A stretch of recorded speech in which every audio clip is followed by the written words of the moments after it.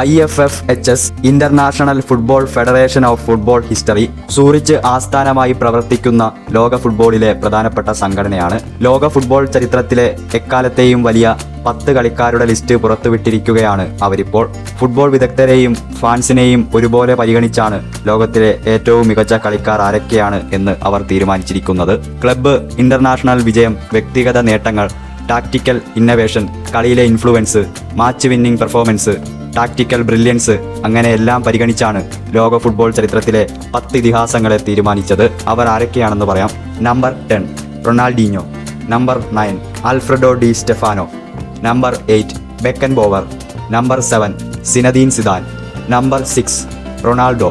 Number 5 Johan Cruyff. Number 4 Cristiano Ronaldo. Number 3 Diego Maradona. Number 2 Pele. ചരിത്രത്തിലെ എക്കാലത്തെയും വലിയ football player Lionel മെസ്സിയാണ് എന്നവർ പറയുന്നു.